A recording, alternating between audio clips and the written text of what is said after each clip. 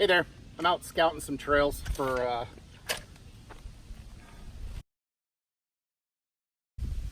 Hey there, I just came across a new product. That sucks too. Hey, I just want to show you a new product from the DMOS collective. It's the new Delta shovel.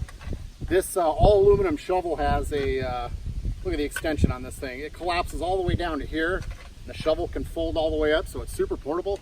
I'm going to mount it onto my bed rack so I have easy access from the outside of the truck, but throwing it in a trunk of a car or the bed of a truck or even behind the back seat is perfect.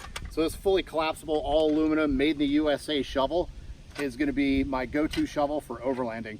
One of the other nice features that kind of reminds me of the old E-tool that we used in the military, the entrenching tool, is that you can articulate the shovel blade or the spade to 90 degrees with this pin here. So that would allow you to reach underneath the vehicle and drag things out rather than just trying to scoop them and shuttle them out.